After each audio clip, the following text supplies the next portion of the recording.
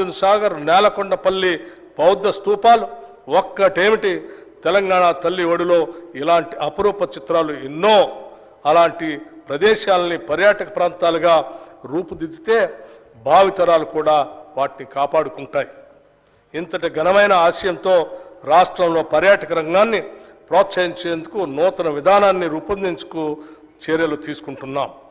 పర్యాటక ప్రాంతాలుగా వీటిని గుర్తించి అభివృద్ధి పరుచుకుంటే లక్షలాది మందికి ఉపాధి దొరుకుతుంది. పర్యాటకుల్ని ఎక్కువగా ఆకర్షించడం ద్వారా ఆదాయం అనుకూరుతుంది. ఇన్ని లాభాలున్న పర్యాటక రంగం ఇక పరుగులు పెట్టే విధంగా చర్యలు తీసుకుంటాం. రాష్ట్ర దేవాదాయ ధర్మాదాయ శాఖ సహకారంతో టెంపుల్ టూరిజం విధానాన్ని తీసుకొస్తాం. ఈ విధంగా రాష్ట్రంలో ఉన్న ప్రముఖ దేవాలయాలకి యాత్రికులు అధిక సంఖ్యలో వచ్చే విధంగా సౌకర్యాలు విస్తరిస్తాం. రాష్ట్రంలో వృధాగా ఉన్న పర్యాటక శాఖ ఆస్తుల్ని లాభసాటిగా మార్చేందుకు సత్వర చర్యలు తీసుకోవాలని కూడా నిర్ణయించాం. అనువైన అటవీ ప్రాంతాలను ఎంపిక చేసుకొని పర్యావరణ రహితంగా ఉండేలాగా వాటిని పర్యాటక స్థలాలుగా తీర్చిదిద్దుతాం. వాటిని ఐటీ ఇండస్ట్రీతో అనుసంధానం చేస్తాం. ప్రపంచ వారసత్వ సంపదగా గుర్తింపు పొందిన రామప్ప దేవాలయాన్ని పర్యాటకంగా మరింత అభివృద్ధి పరిచేందుకు చర్యలు తీసుకుంటున్నాం. ములుగు జిల్లాలో రామప్ప దేవాలయం పరిసరాల్లోని శిథిల దేవాలయాల్ని పునరుద్ధరించేందుకు కార్యాచరణ రూపొందించాం. ఈ కార్యక్రమాన్ని పూర్తి చేయడం ద్వారా రామప్ప దేవాలయం యొక్క విశిష్టత మరింత పెరుగుతుంది.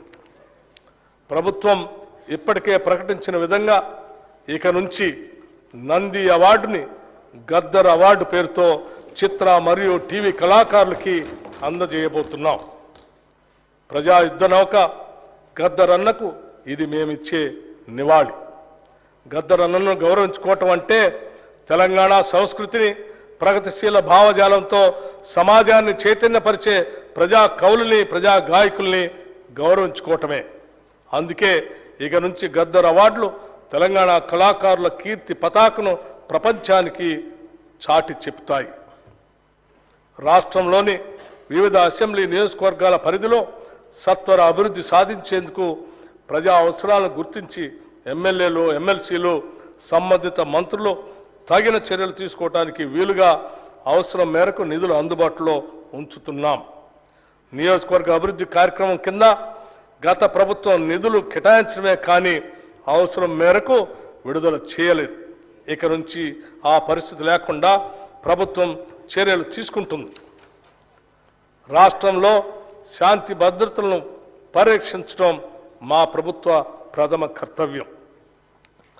శాంతి భద్రతలు అదుపులో ఉంటే ప్రజలకు సంక్షేమ కార్యక్రమాలను నిరాటంకంగా అందించే అవకాశం ఉంటుంది. గత 5 సంవత్సరాలుగా రాష్ట్రంలో మాదక ద్రవ్యాల వినియోగం ఎక్కువైంది. ఎంతోమంది యువతీ యువకులు మాదక ద్రవ్యాలకు బానిసలుగా మారుతున్నారు. ఇది ఏమాత్రం ఉపేక్షించే అంశం కాదు.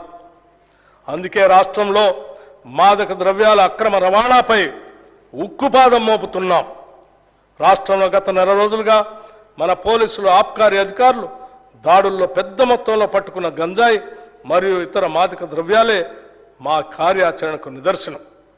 మాదక ద్రవ్యాల నిరోధక బృందాలకు అవసరమైన నిధుల్ని, సిబ్బందిని ఇప్పటికే కేటాయించాం. తెలంగాణ రాష్ట్రంలో మాదక ద్రవ్యాల వినియోగం అనే మాటే ఉత్పన్నం కాకూడదు. ప్రజల్లో అవగాహన పెంచి మాదక ద్రవ్యాల మహమ్మారి బారిన పడకుండా తెలంగాణ యువతని కాపాడుతాం. ఈ నెల 4వ తేదీన జరిగిన రాష్ట్ర మంత్రివర్గ సమావేశంలో హుక్కా బార్లను కూడా నిషేధించాం. తద్వారా తెలంగాణ భవిష్యత్తును కాపాడుతామని మీ అందరికీ తెలియజేస్తున్నాం.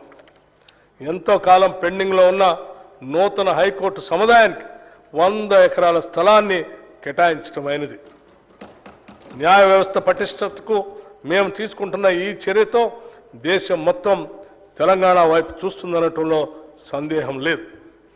అధ్యక్ష, చివరగా ఒక విషయం మీ ద్వారా వినమ్రంగా